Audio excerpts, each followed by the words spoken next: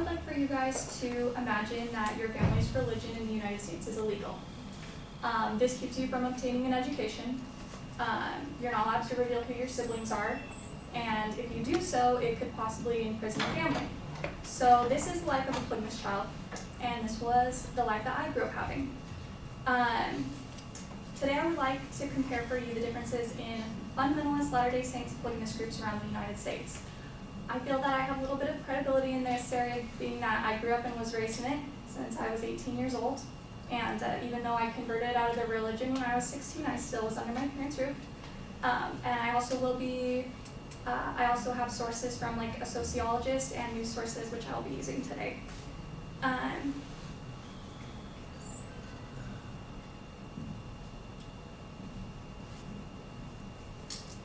So the FLDS religion was born in the United States just a couple hundred years ago, and it's a very popular source of conversation, seeing as it's very controversial and illegal.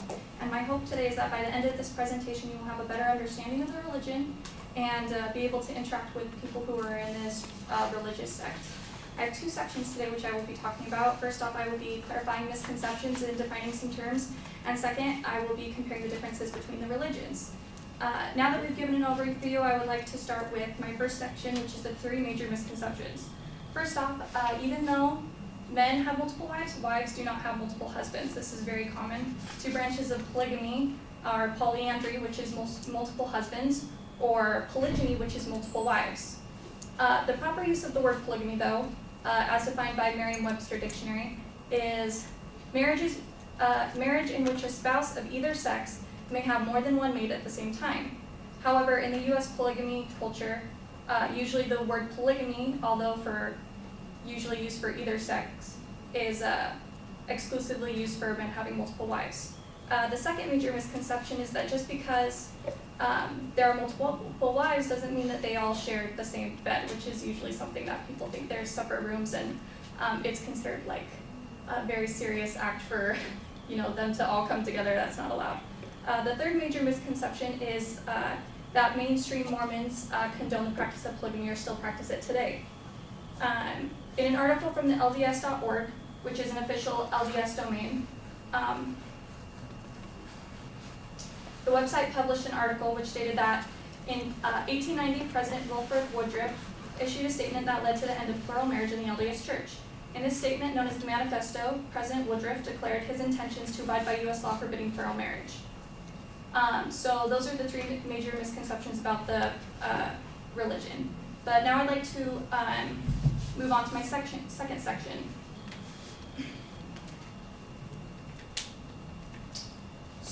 Which is comparing the different faiths within FLDS. So this map shows the black dots are the different locations in which there are major FLDS communities.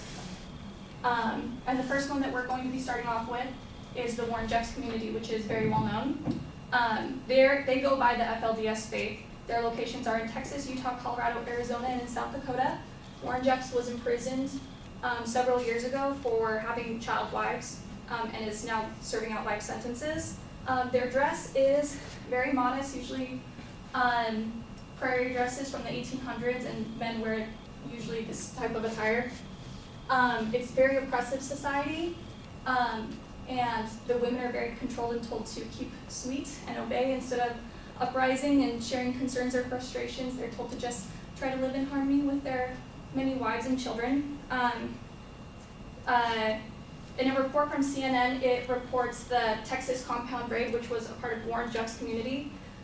The article states that in 2008, in response to phone calls of family violence, a hotline of alleged abuse and rape, police raided the ranch, and 416 children were initially removed.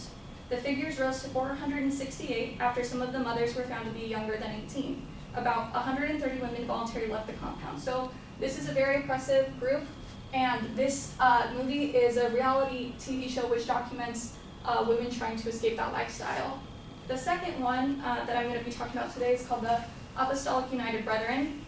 It's located in Bluffdale, Cedar City, Rocky Ridge, Utah, and Pinedale, Montana. So this is the church that I grew up in. It's actually a gigantic building. This is one of the biggest groups. It contains over 7,000 members, and this is kind of like their common dress. They're very more modern, but still very modest. Like even this group, they ended up having to leave because they're a reality TV show now, but this would be considered a very inappropriate attire. But they don't believe in underage marriages, they don't arrange marriages, and they're very against child abuse, but they still believe in practicing polygamy. So this is the Brady Williams family from My Five Wives. They're from a town that I lived in called Rocky Ridge, a polygamous community. And then this is Kobe Brown and his wives, and they originally went to this church, but they got kicked out after they were just on a reality TV show, and this religion's very private. The third group, these are called independent polygamists. As you can see, they're living like almost in the middle of nowhere in a place called Moab, which is a very beautiful place. They're very self-sustaining. They left because they don't agree with mainstream teaching in the polygamous church, but they still believe it's a command of God. But they're very free-thinking types of people, but they sustain themselves basically in the middle of nowhere. They have like farms and stuff, and there's a reality TV show that you can watch called 3 Wives, 1 Husband, and this is Mr. Foster and his family. So these are some sources that you guys can read if you're interested. How I Skipped Polygamy by Rachel Jeffs is Warren Jeffs' daughter, and this is her story. And then this is a very well written book from the sociologist who did that map that I showed you earlier, who is BYU professional sociologist who's lived within the polygamous groups for 20 years, and this is an extremely accurate book. And I hope that you guys will be able to know more about this religion from me interacting with you today and be able to conversate with these people better. Thank you.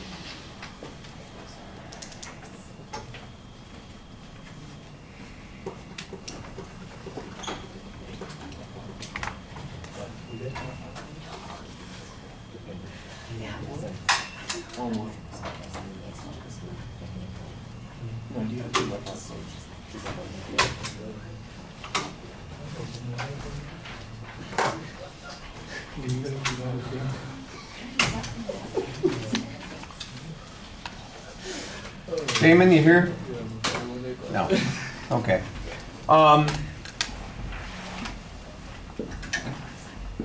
The visualization that you have in the attention device is an interesting one. Your personal experience, I think, also draws in some attention.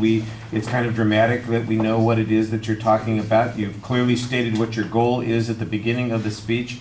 The supporting points are outlined a bit, so that's okay. It does sound a little mechanical the way you're going through it, but sometimes that's the way things work. It's like, I use this example with a lot of people when we're talking about a skill. Whenever you go through skills, you go through different stages.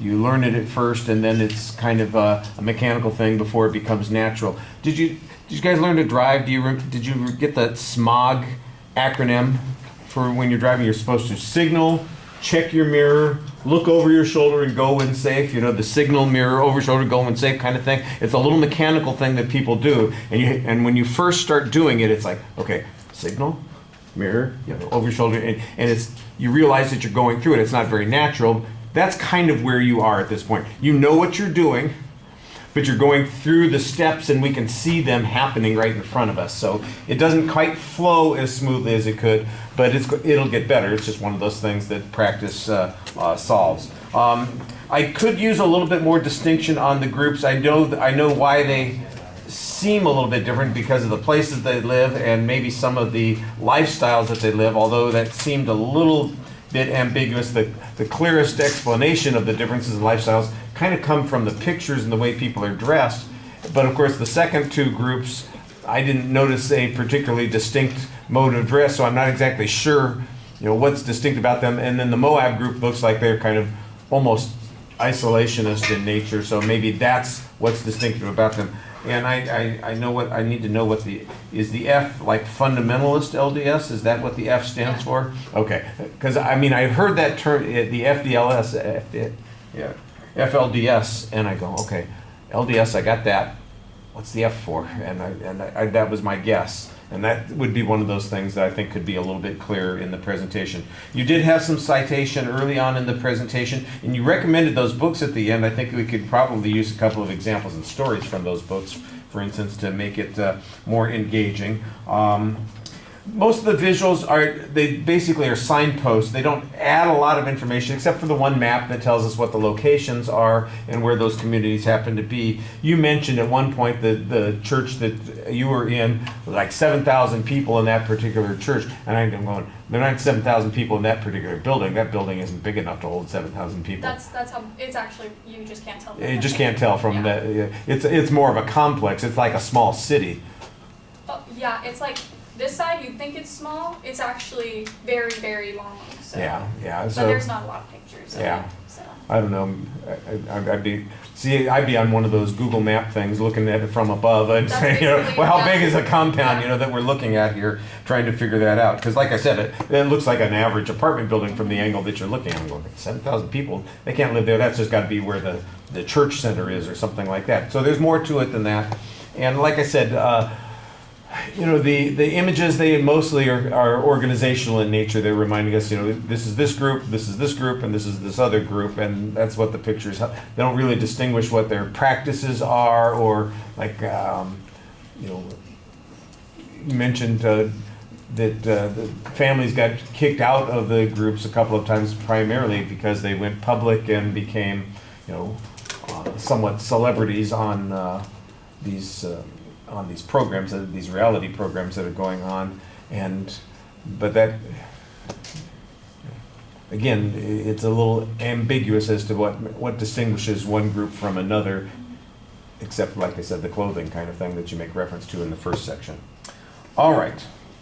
And at the conclusion of the speech, you reminded us of the point that you're trying to make, which is exactly what you want to be doing at the end. Okay, thank you.